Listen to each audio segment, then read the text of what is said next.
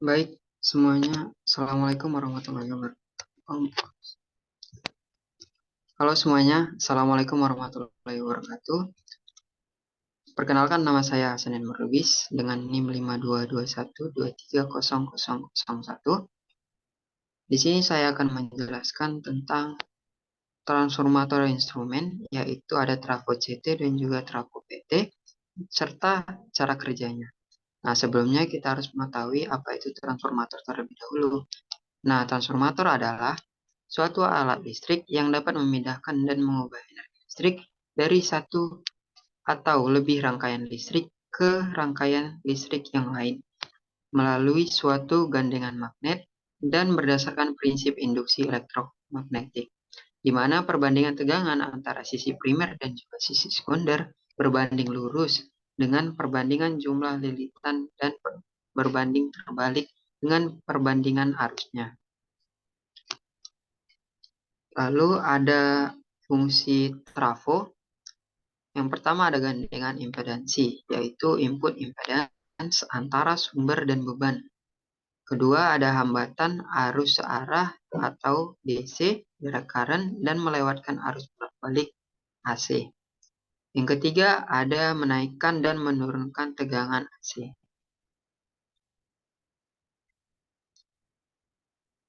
Selanjutnya ada prinsip dasar transformator. Prinsip dasar suatu transformator adalah induksi bersama atau mutual induction antara dua rangkaian yang dihubungkan oleh flux magnet. Dalam bentuk yang sederhana, transformator terdiri dari dua buah kumparan induksi yang secara listrik terpisah tapi secara magnet dihubungkan oleh suatu pad yang mempunyai reaktansi yang rendah.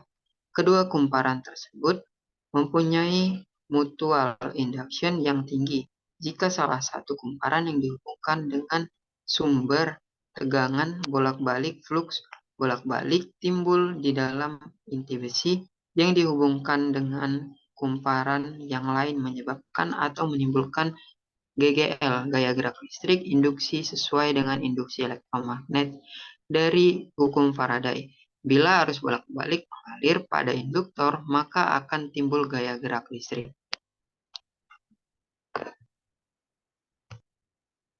Lalu ada bagian-bagian utama pada transformator. Yang pertama ada inti besi. Nah, inti besi berfungsi untuk mempermudah jalan fluksi yang ditimbulkan oleh arus listrik yang mempunyai kumparan pada transformator. Inti besi dibuat dari lempengan-lempengan besi tipis yang berisolasi untuk mengurangi panas sebagai rugi-rugi besi yang ditimbulkan oleh eddy current.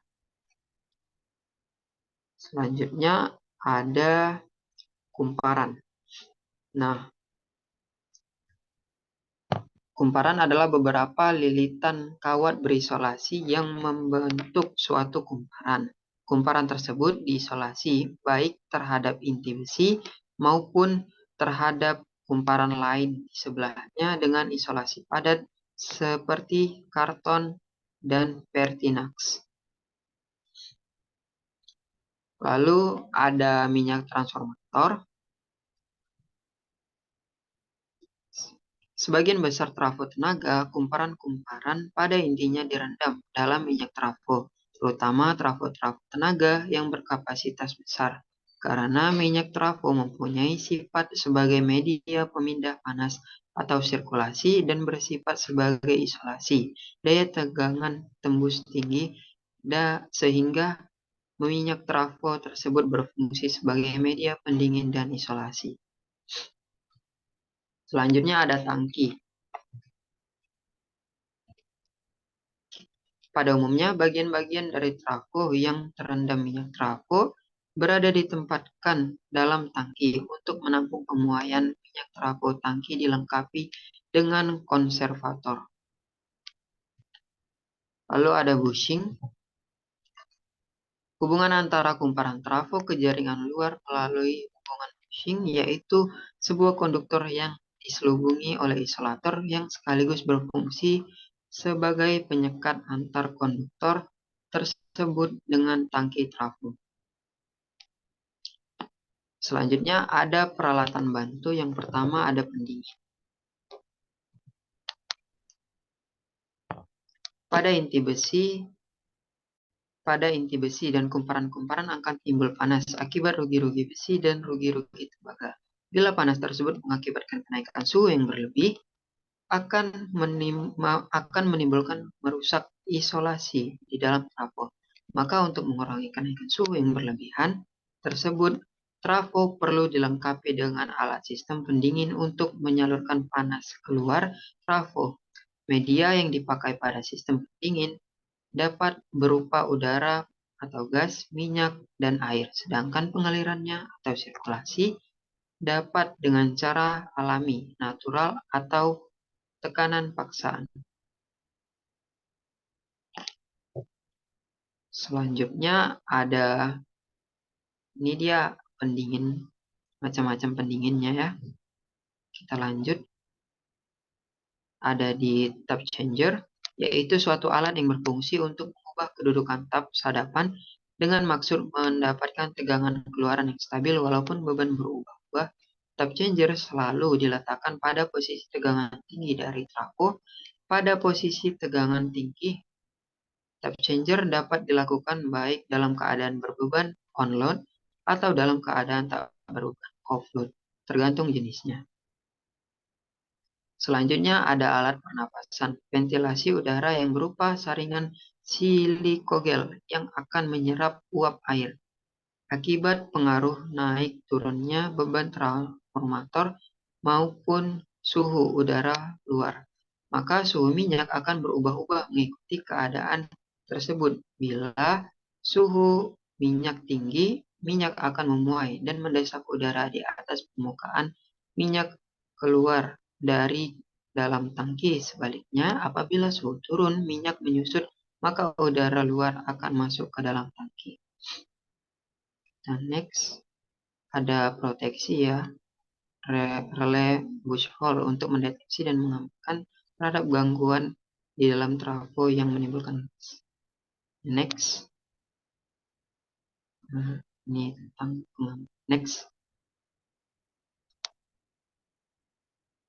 Bisa di next lagi.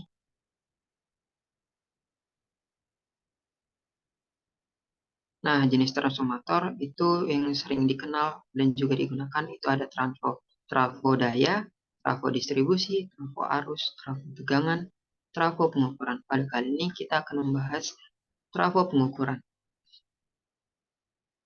Nah, trafo pengukuran adalah transformator yang didesain secara khusus untuk pengukuran dalam sistem daya. Trafo ini banyak digunakan dalam sistem daya karena mempunyai keuntungan antara lain memberikan isolasi elektrik pada sistem daya, tahan terhadap beban untuk berbagai tingkatan keandalan yang tinggi secara fisik, lebih sederhana bentuknya, dan yang terakhir secara ekonomi lebih murah. Trafo pengukuran itu terbagi dua, yaitu ada trafo PT, potensial transformator, dan yang kedua ada trafo arus, current transformator.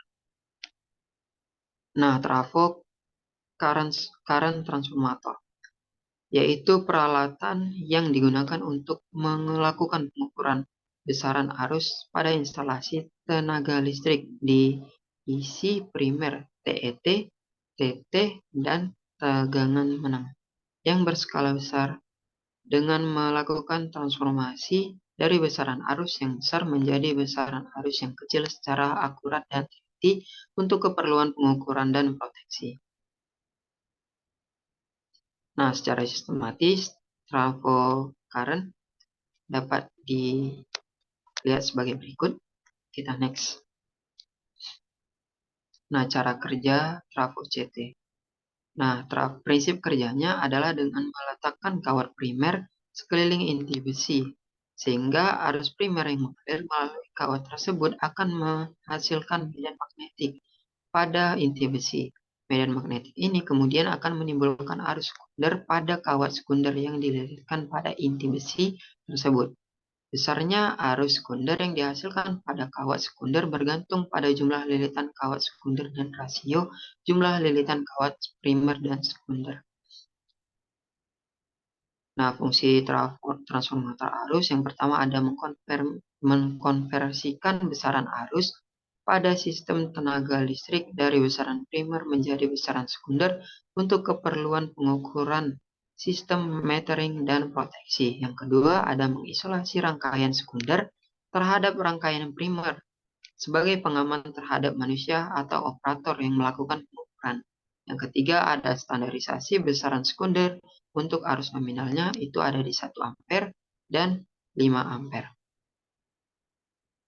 Secara fungsi trafo arus dibedakan menjadi dua, yaitu ada trafo arus pengukuran dan juga trafo arus proteksi.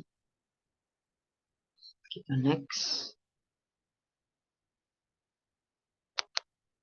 Nah, ini ketentuan untuk proteksi transformator CT. Boleh di next. Ini terkait nilai batas kesalahan transformator CT untuk pengukuran. Boleh di next lagi. Kita next. Nah, selanjutnya ada trafo tegangan atau potensial transformator. Trafo tegangan adalah trafo satu fase step down yang mentransformasikan tegangan tinggi atau tegangan menengah ke suatu tegangan rendah yang layak untuk perlengkapan indikator, alat ukur meter, dan relay proteksi. Untuk secara sistematis bisa dilihat pada slide. Boleh di next.